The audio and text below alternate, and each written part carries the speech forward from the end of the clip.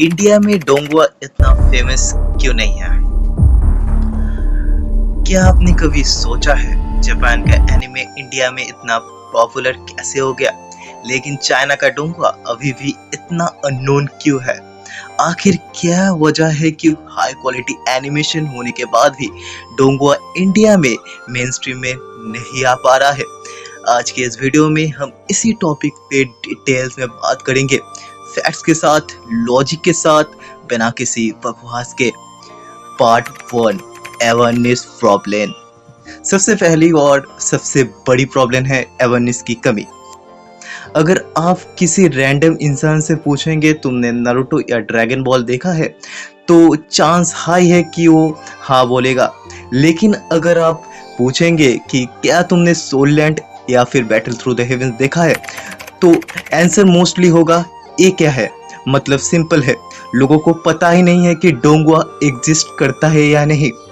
Part 2, language barrier.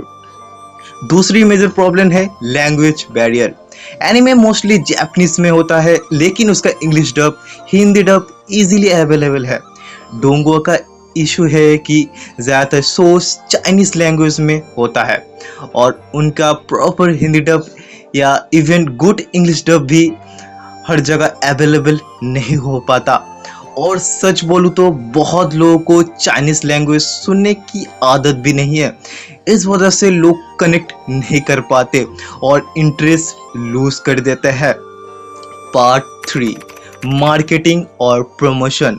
अब बात करते हैं मार्केटिंग की। जापान ने अपने एनिमी को ग्लोबली प्रमोट किया है, Netflix, Crunchyroll, TV channel, सब जगह। लेकिन डोंगुआ का ग्लोबल मार्केटिंग अभी भी वीक है। चाइना के पास कंटेंट है, क्वालिटी है, लेकिन उन्होंने उसे इंडिया जैसे मार्केट में एग्रेसिवली पुश नहीं किया। रिजल्ट, जो चीज दिखती ही नहीं वो पॉपुलर कैसे होगा।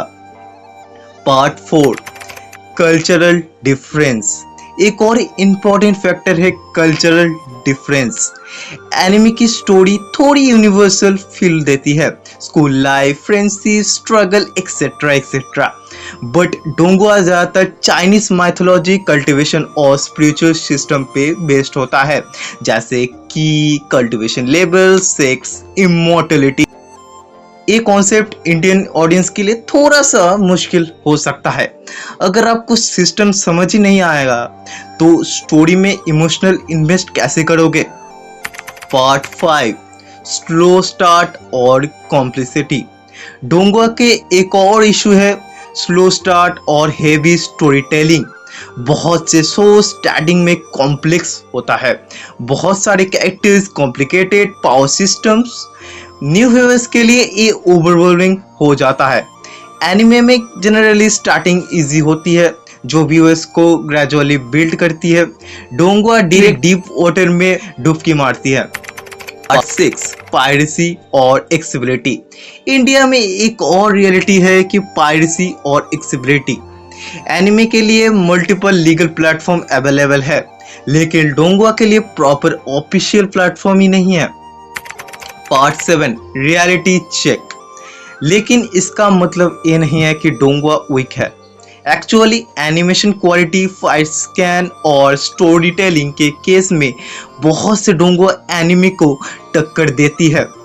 बस प्रॉब्लम है कि एक्सपोजर की।